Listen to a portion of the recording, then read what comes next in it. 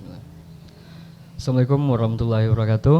Waalaikumsalam warahmatullahi wabarakatuh. Selamat datang kembali di podcast Bualan Kopi. Malam ini kita kedatangan tamu yang spesial, di mana beliau merupakan politisi ternama Kerumutan, Bapak Imustiar SIP. Ya. Selamat malam Bapak. Selamat malam Nadinda. Ya. Sebelumnya kami ucapkan terima kasih udah mau hadir ke sini dan meluangkan waktunya. Kabarnya bagaimana Bapak? Kabar alhamdulillah Sehat. Alhamdulillah ya, Pak. walaupun ada sakit-sakit sedikit. Oh, sakit. Tapi masih Ah, sekian persen masih sehat walafiat. Alhamdulillah. Sebenarnya kalau dibilang nih mungkin waktu ini sengaja disempatkan Pak ya, soalnya pasti banyak agenda-agenda Bapak yang udah terjadwal ataupun tersusun sebelum ini. Jadi sekali lagi kami ucapkan terima kasih kehadirannya. Ya. Kita masuk Pak. Iya. Sebelum ini saya pengen menyampaikan juga kalau Anda ini sudah menjadi role model Kerumutan terutama dalam dunia politik Pak. Jadi banyak anak-anak muda Kerumutan khususnya yang terinspirasi terjun ke dunia politik itu karena Anda. Selama ini kita tahu alhamdulillah citra Bapak juga baik dan saya rasa juga sangat baik mungkin selama 3 periode Pak ya di kabupaten. 3 periode ya. Jadi banyak anak-anak muda yang menganggap Bapak itu salah satu tokoh politisi di Kerumutan, kemudian juga menjadi role model buat anak-anak muda khususnya di bidang politik Pak. Oke Pak. Saya ingin tahu bagaimana profil Bapak sebelum Anda menjadi anggota DPRD Kabupaten Palawan. Iya. Sebagai mahasiswa ataupun juga sebelum itu. Iya. Terima kasih. Saya berterima kasih kepada anak-anak muda yang kreatif di Kerumutan ini. Alhamdulillah malam hari ini kita dapat berjumpa di waktu yang cukup yang cukup santai tapi mudah-mudahan bermanfaat itu. Dan singkat sebelum saya terjun ke dunia politik, memang kita ketika masih pelajar dan mahasiswa memang sudah aktif di organisasi. Jadi memang sebelum terjun ke politik ini kita memang aktif, pernah menjadi ketua OSIS waktu itu di Madrasah Aliyah di Pekanbaru. Kemudian juga ketika mahasiswa pernah aktif di organisasi ekstra kampus. Waktu itu saya aktif di Himpunan Mahasiswa Islam HMI. Kemudian juga aktif di mahasiswa daerah, dan waktu itu memang saya lebih berfokus memang kegiatan-kegiatan mahasiswa daerah. Waktu itu kita punya organisasi khusus mahasiswa Pelalawan Jogja, namanya IPMRKP, Ikatan Pelajar Mahasiswa Riau Kabupaten Pelalawan. Dan juga saya pernah diberi amanah jadi ketua IPMRKP di sana. Dan memang spirit kita waktu itu memang lagi gencar-gencarnya otonomi daerah, dan Pelalawan waktu itu belum lama mekar. Dan Bupati definitif ketika itu masih Pak Tengku Azmun, Bupati awal ya ketika definitif jadi Kabupaten Pelalawan. Dan kemudian berkecimpung di organisasi daerah ini sampai ketika selesai kuliah. Kita juga aktif di organisasi. Waktu itu selesai kuliah kita aktif di Partai Golkar itu di akhir 2007. Kemudian 2008 ada proses mulai rekrutmen caleg waktu itu. Dan saya diminta juga untuk melengkapi berkas administrasi waktu itu untuk ikut sebagai caleg. Nah, yang menarik ketika itu undang-undang tentang pemilu ini masih memakai sistem nomor urut. Nah, dan saya waktu itu tidak terbayang akan menjadi seorang legislator gitu, seorang legislator. Kenapa? Karena memang secara nomor urut saya dianggap nomor sepatu. Kalau boleh tahu itu nomor berapa dulu Pak? Nomor 8. Nomor 8 Nomor ya? 8 dari 12 caleg. Jadi waktu itu banyak orang bilang Mustiar itu nggak bakalan jadi karena nomornya nomor sepatu kan itu nomornya nomor jauh waktu itu. Tapi kemudian ya namanya nasib, namanya takdir, garis tangan memang itu memang yang maha kuasa yang mengatur. Dan ketika kita melengkapi berkas dan sudah dinyatakan lengkap, kemudian diumumkan sebagai salah satu dalam DCT ya, daftar caleg tetap oleh KPU. Dan pada akhir 2008 itu ada keputusan Mahkamah Konstitusi yang menyatakan karena ada gugatan dari salah satu caleg dari Jawa Timur ketika itu, maka Desember tahun 2008 itu saya masih ingat, Mahkamah Konstitusi MK memutuskan bahwa tidak berlaku lagi sistem nomor urut, tapi dirubah menjadi sistem suara terbanyak. Oke. Wah, waktu itu, wah inilah menurut saya Momentum menilai ya? ini peluang gitu, peluang dan kita punya kesempatan yang besar untuk bisa mewakili masyarakat kita tentunya. Maka waktu itu Januari, Februari, Maret, karena April waktu itu hari pemilihan, hari H-nya. Nah, jadi saya lebih kurang maksimal itu bergerak itu Desember, Januari, lebih kurang 3 bulan setengah lah. 3 bulan bergerak setengah. full keliling. Dan waktu itu caleg-caleg lain memang kompetitor kita rata-rata memakai mobil ya, caleg. Salah satu caleg yang hanya pakai sepeda motor mungkin saya ketika itu. Itu tahun 2008 2008 menjelang 2009. Ya, periode pertama saya kan 2009. Iya.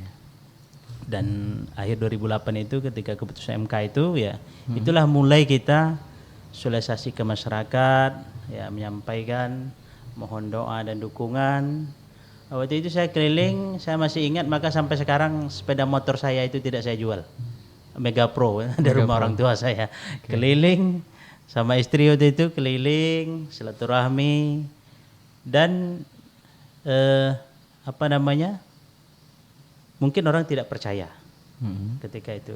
Kalau saya sampaikan orang ngomong mengapa suara kita waktu itu sebagai pemula gitu ya, pemula suara kita tertinggi kalau dari Partai Golkar ketika itu saya. Kalau boleh tahu itu waktu itu suaranya berapa tuh Pak?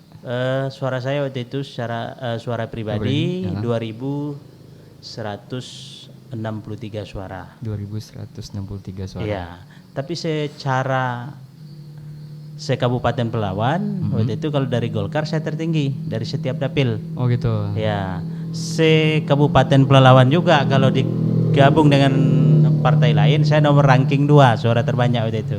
Ranking pertama ada dari teman kita dari Kerinci dari Partai Demokrat. Saya waktu itu nomor 2 kalau ranking waktu itu. Dan yang orang tidak percaya itu ketika mereka bertanya berapa biaya habis. Saya sampaikan saya tidak habis 100 juta. Orang tidak percaya. Saya sampaikan saya baru selesai kuliah. Tahun 2007 saya baru pulang ke Riau. Nah, dan waktu itu saya belum punya pekerjaan tetap, hanya membantu itu ya ada mengurus TBS buah waktu itu di SLS waktu itu sama almarhum ada paman kita di Bukit Garam waktu itu ya bantu-bantu begitu saja gitu kan. Nah, dari mana saya punya modal yang besar gitu? Ya, masuk akal. Dari mana gitu? Memang tidak ada. Bukan saya tidak mau ngasih orang mungkin untuk memberi bantuan, itu memang tidak ada yang mau dikasih. Gitu. Iya, betul. Tapi lagi-lagi menurut saya satu catatan penting yang mungkin perlu saya sampaikan pada kesempatan ini bahwa segala sesuatu itu salah satu kuncinya adalah niat. Maka ketika saya sering sampaikan dengan kawan-kawan lain, dengan mungkin adik-adik kita yang terjun ke dunia politik atau teman-teman kita, saya sampaikan ketika mereka ikut sebagai pemula gitu ya. Iya. Saya sampaikan, pasang niat sebaik-baik mungkin, luruskan niat kita. Ketika itu saya hanya satu niat saya, ya Allah, jika saya diberi amanah oleh masyarakat, ya Allah berikan kekuatan kepada saya untuk istiqomah bisa berbuat untuk orang banyak. Tidak ada lain, itu aja niat saya. Dan alhamdulillah dikabulin Pak ya. Itu mungkin salah satu, karena jalur ini kan ada juga jalur usaha kita, kemudian ada jalur langit. Jalur langit ini kan Yang nggak bisa itu Pak. yang tidak bisa kita prediksi, tapi yang mungkin salah satu nilai dari yang kuasa itu adalah niat nawaitu kita, hati kita. Nah, saya yakin betul. Kenapa? Karena sekian periode saya selalu masang niat ketika ikut dalam pencalonan sebagai anggota legislatif. Alhamdulillah saat ini saya sudah periode yang ketiga. 2014 itu periode yang kedua saya. Sistem masih sama, sistem suara terbanyak. Waktu itu orang-orang juga kaget, suara saya meledak sampai memenuhi angka BPP, mungkin melebihi angka bilangan pembagi pemilih waktu itu. Nah, saya mendapat dukungan suara pribadi waktu itu hanya 2 kecamatan waktu itu ya, Dapil 3 sudah pecah, Ukui Kerumutan itu lebih kurang 6.163 suara. 6.163 suara waktu itu. Itu angka yang besar Pak. Wah, jadi ya untuk hari ini setelah 2014 sampai 2019 2024 kayaknya kita masih bertengger masih sebagai pemecah Paling rekor tinggi. tertinggi Paling tinggi, untuk Pak ya. sampai 2024 ini gitu. Iya, iya. Tapi besok kan kita tak tahu karena jumlah penduduk bertambah banyak ya kan. Betul. Bisa jadi ada yang lebih dari itu. Nah, tapi artinya di satu sisi ini memang sebuah kebanggaan bagi kita. Tapi juga di sisi lain saya merasa ini bukan sebuah yang harus dibanggakan. Tapi justru ini saya merasa sebuah amanah, sebuah kepercayaan dari masyarakat yang dibebankan kepada saya, yang harus saya pikul semampu saya, yang harus saya jalankan.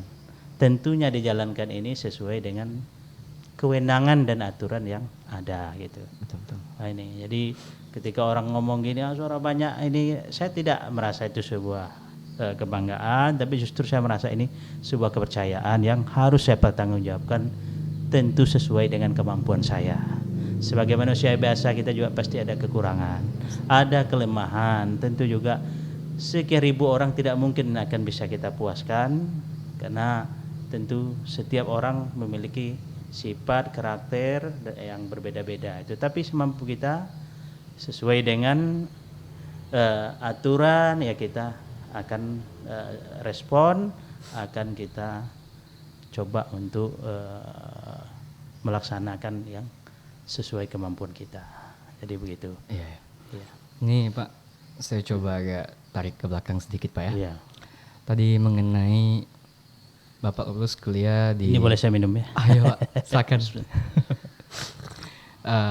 Lulus kuliah 2007 ya? Iya, 2007, 2007, kemudian masuk menjadi kader Golkar tuh di tahun 2008. 2008 melengkapi administrasi ikut caleg. Kalau setelah struktur partai itu 2007. Jadi salah bulan di atas bulan 6 ke atas gitu. Oke. Jadi pertanyaan saya gini Pak. Iya. Ketika Bapak baru selesai kuliah, Iya. apakah memang Bapak sudah punya wacana ataupun target buat kedepannya itu pengen menjadi anggota DPRD, atau itu spontan aja gitu Pak? Maksudnya tidak ada direncanakan, tiba-tiba Bapak 2008 langsung melengkapi administrasi tadi, kemudian alhamdulillahnya terpilih. Iya. Apakah maksud saya, apakah itu sebuah memang yang sesuatu yang udah direncanakan gitu di dunia politik ini? Iya. Waktu itu saya melihat kondisi keadaan. Jadi mungkin ini sifatnya inisiatif spontan gitu. Spontan karena saya lihat waktu itu dari kerumutan, memang kalau untuk dari Golkar waktu itu ya, untuk dari Golkar sendiri memang belum ada yang duduk waktu itu. Karena waktu itu saya melihat mengapa barometernya Golkar ketika itu, karena Golkar sebagai partai pemenang pemilu ketika itu. Jadi melihat dari Pangkalan Lesung ada yang duduk, Pangkalan Kuras ada gitu. Nah, coba dari kerumunan ini juga ada yang duduk gitu. Karena saya lihat hasil pemilu waktu itu baik 2004, 99 waktu itu kerumunan memang suara Golkar lumayan besar gitu. Nah, mengapa tidak ada yang mewakil dari kecamatan Kerumutan yang potensi suara yang cukup besar ini? Itu awal gitu ya, pemikiran awalnya. Ditambah juga kemudian juga dorongan dari kawan-kawan pengurus DPD Golkar ketika itu meminta saya untuk ikut caleg. Nah, saya waktu itu memang kalau target duduk memang tidak ada. Kenapa? Karena undang-undang masih mengatur Nomor urut tadi ya? Nomor urut tadi. Iya. Nah, tapi sekali lagi kembali dengan takdir, letak tangan, maka kita tidak pernah tahu seperti apa kita ke depan, mau jadi apa kita ke depan. Karena memang takdir ini kan rahasia yang kuasa. Rezeki, maut, jodoh, ini kan rahasia yang di atas. Tugas kita memang yang hanya untuk berusaha tentunya, tapi sekali lagi selalu tanamkan niat. Itu paling penting. Iya. Kemudian alhamdulillah juga Pak ya, 2024 ini. Alhamdulillah 2024 ini 2019 saya kembali ikut caleg. Alhamdulillah masih diberi amanah. Waktu itu inilah yang sisa jabatan sekarang yang saya jalani. Saat ini masih aktif sebagai anggota DPRD Kabupaten Pelalawan. Kemarin 2024 karena kita sudah 3 periode, saya merasa kalau mau maju lagi di kabupaten karena sudah 3 periode, saya merasa sudah tidak etis lagi. Walaupun mungkin kawan-kawan tim masih mendorong saya untuk kalau memang memungkinkan ya mengapa harus pindah kan gitu. Udahlah tetap di kabupaten. Cuman saya merasa hati nurani saya menyaring gitu ya, menyaring. Saya sudah 3 periode. Artinya anak-anak muda masih banyak yang harus diberikan kesempatan untuk bisa memberikan kontribusi yang positif untuk kerumunan ini, untuk Dapil 3 ini dan umumnya Kabupaten Pelalawan. Artinya mengapa tidak kita berikan kesempatan gitu. Oleh karena itu saya kemudian berinisiatif untuk maju mungkin ke jenjang yang agak lebih tinggi lagi di DPRD Provinsi Riau. Juga kemarin saya juga tidak terbayang juga akan duduk. Yang paling penting bagi saya pertama ketika mau ikut maju ini tanamkan niat. Yang kedua usaha. Nah, itu. Maka berusaha keliling. Kadang-kadang pernah dalam 1 minggu itu kita ya tidur di atas jam 3.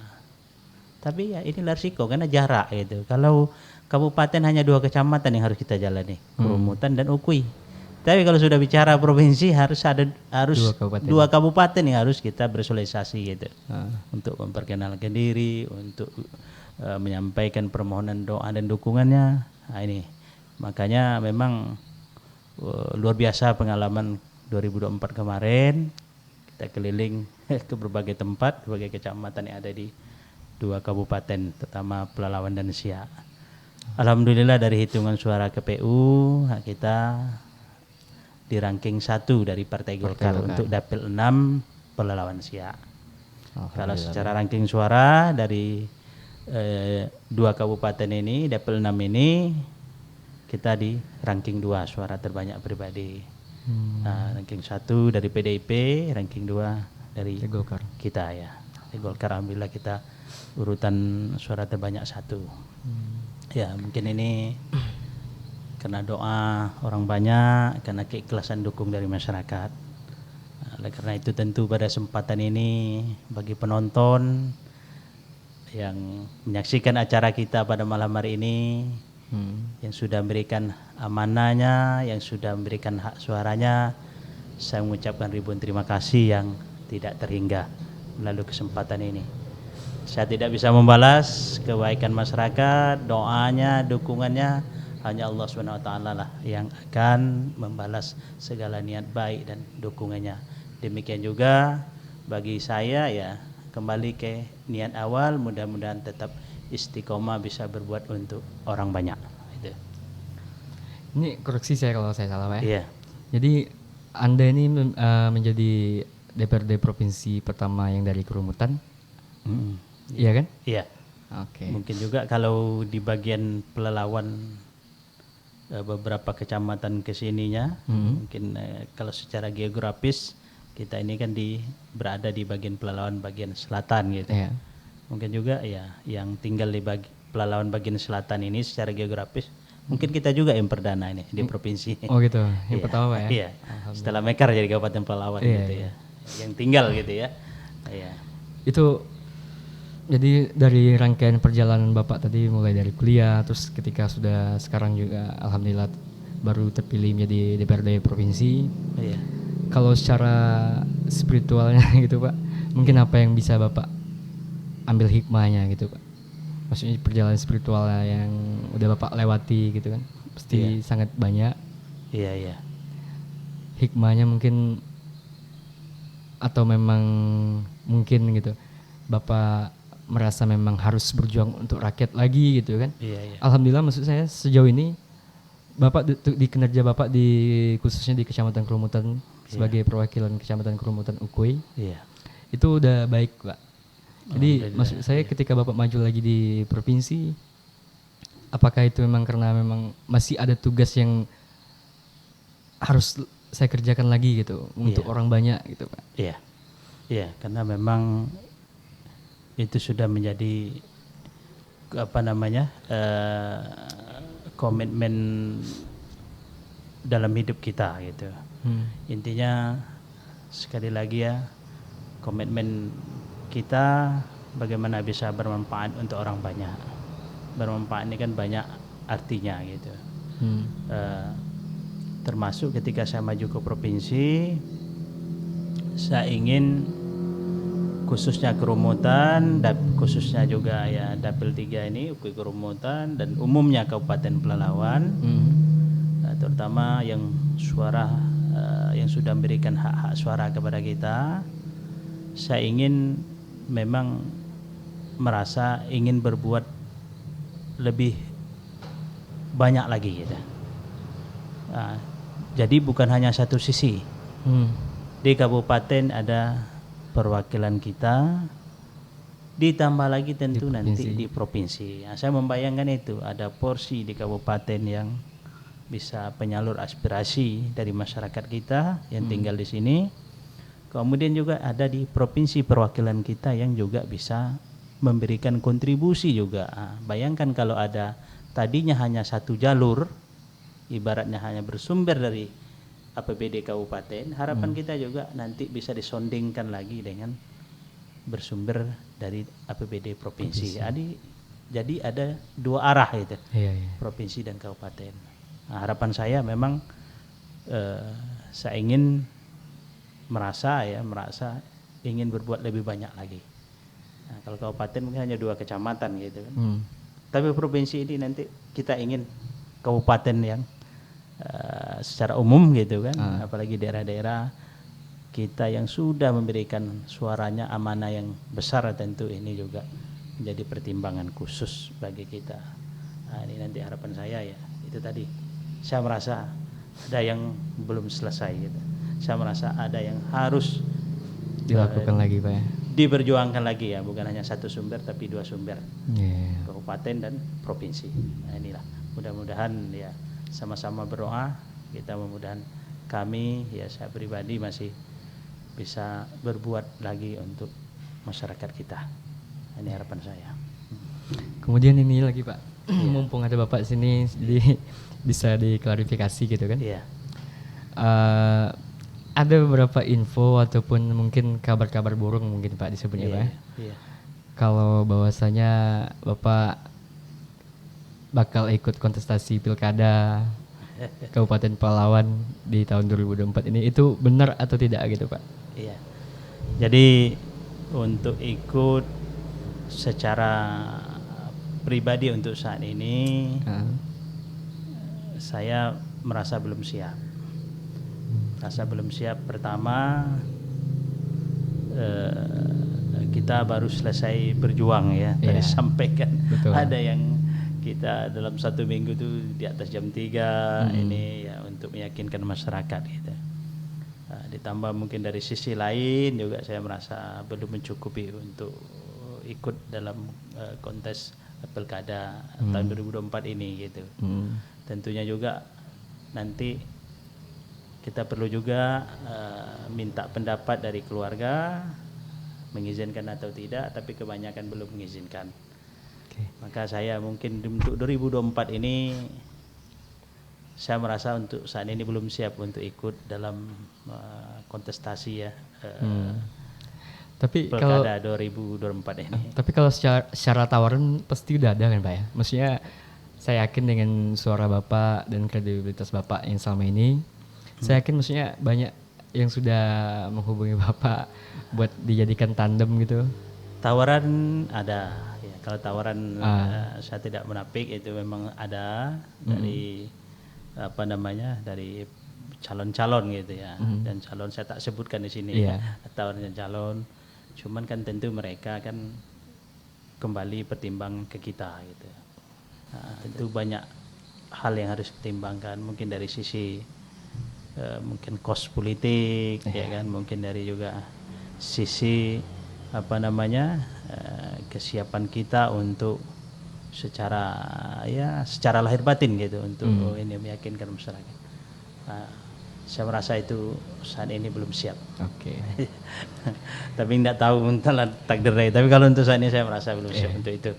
Tapi kalau untuk jenjang karir Bapak sendiri, maksudnya kedepannya ada atau pengen melanjutkan nanti di DPR RI mungkin, atau mungkin di bupati, atau bisa juga menjadi apa namanya gubernur. Itu kalau sekarang nih gitu nih Pak, jenjang karir Bapak tuh pengennya seperti apa ke depannya gitu Pak? Iya.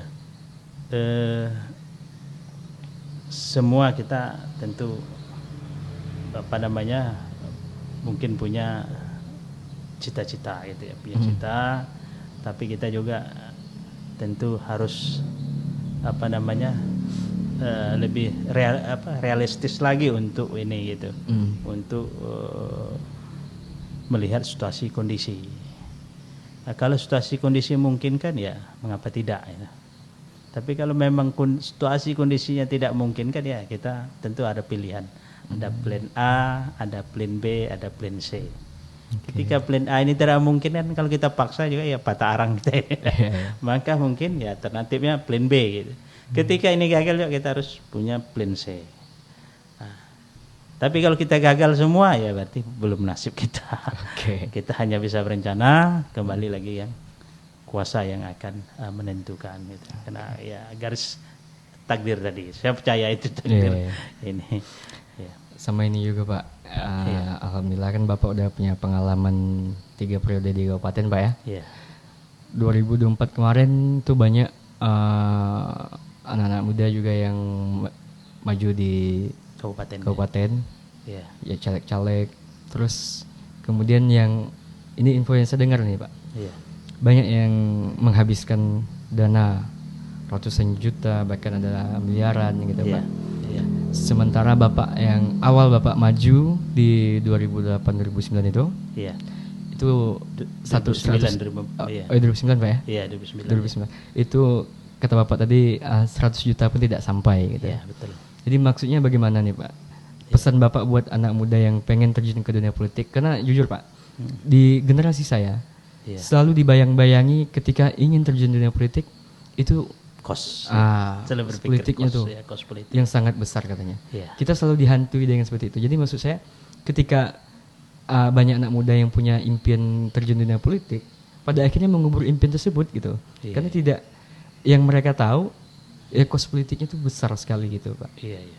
Jadi kalau dari Bapak sendiri gitu kan, yang pengalaman Bapak awal Bapak maju dan alhamdulillah sekarang udah terpilih juga, bahkan sudah terpilih di DPRD provinsi. Apa yang harus dipersiapkan gitu Pak? Oke, kalau untuk kita nggak bisa pungkiri kos politik itu penting, tapi jangan jadi itu sebagai patokan kita buat kalau ukur kita buat bakal menang gitu Pak. Betul. Apa yang pengen Bapak sampaikan kira-kira itu Pak? Pertama saya ingin sampaikan kepada anak-anak muda kita bahwa jangan alergi berpolitik. Itu yang pertama. Kemudian tetap optimis, ya tetap optimis ketika sudah terjun ke dunia politik. Memang uang bukan segala-galanya gitu, Betul. tapi juga ada poin-poin tertentu yang masyarakat punya penilaian tersendiri. Bukan berarti saya mengatakan uang tidak penting gitu, Ya. tapi artinya ada sisi lain juga yang mungkin penilaian dari masyarakat. Nah, inilah yang barangkali apa yang menjadi penilaian masyarakat, tentu nanti individu tersebutlah yang akan memahami situasi kondisi di lingkungan masyarakatnya. Nah, itu. Oke. Nah, tapi kos politik juga memang Penting, Pak ya. dibutuhkan juga. Nah, contoh untuk bikin kalender, Betul. untuk spanduk, baleho. Itu Oh, ya. ini diperlukan juga. Tapi hari ini ketika kita ingin terjun ke politik, tentu kita juga harus terlebih dahulu mungkin segala lapis masyarakat harus kita datangi atau harus kita bersilaturahmi. Nah, jangan ketika dekat baru datang. Nah, ini juga tentu masyarakat punya disebut ataupun tidak disebut, mereka pasti punya penilaian tersendiri. Nah, ini yang barangkali.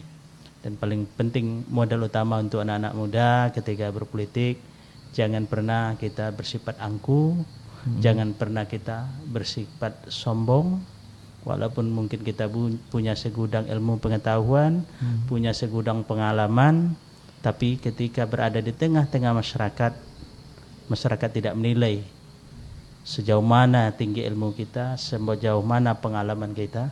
Yang mereka nilai adalah bagaimana kita hadir di tengah-tengah mereka ketika mereka membutuhkan kita.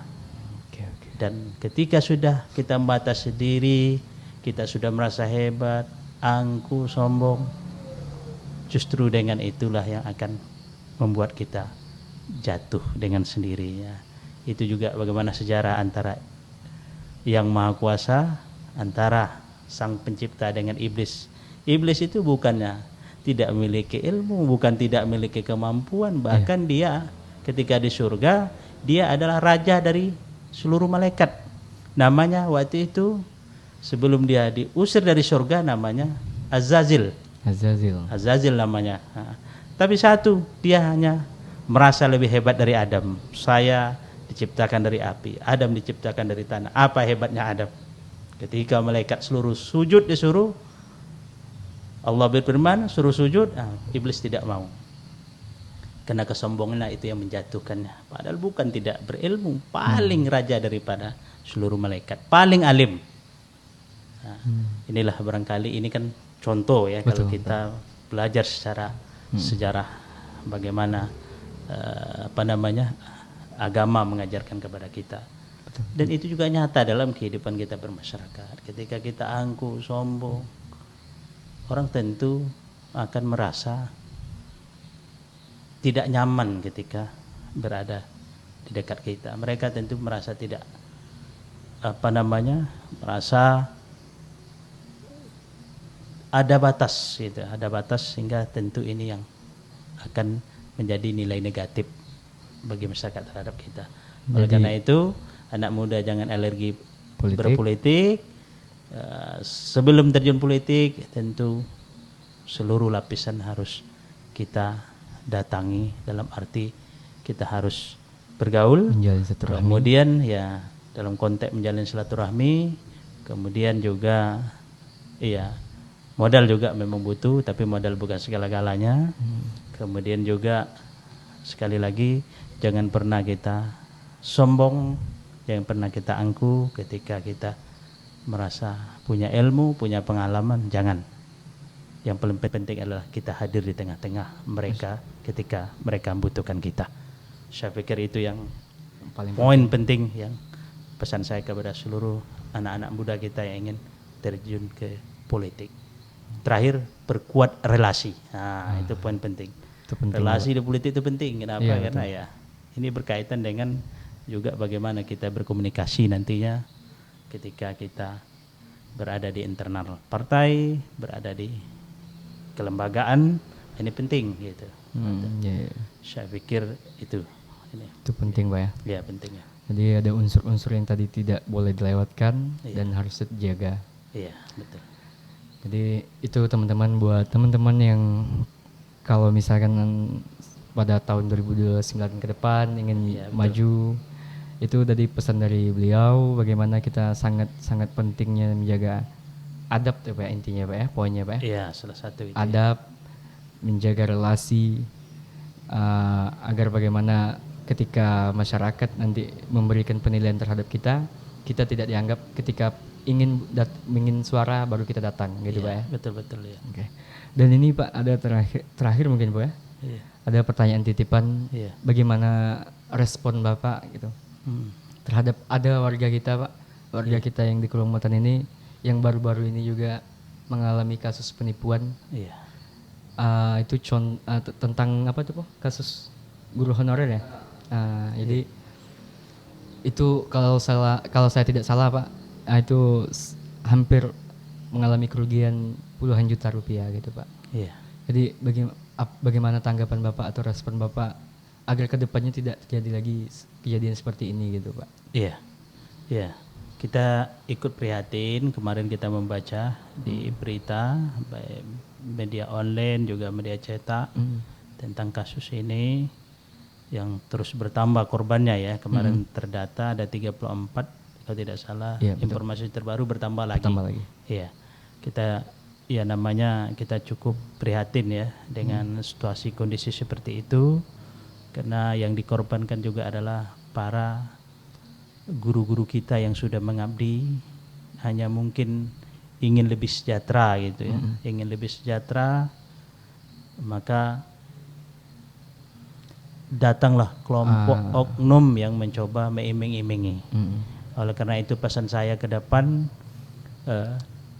ini harus ekstra hati-hati lagi. Kita lihat orang yang mengurus ini seperti apa, amanah ke orangnya atau seperti apa, ya kan.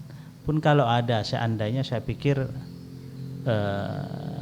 dinas terkait pasti punya kriteria tertentu. Kemudian juga saya lihat masalah ini sudah ditangani oleh aparat penegak hukum, baik dari kejaksaan juga sudah akan menindaklanjuti ini, mengusut tuntas ini.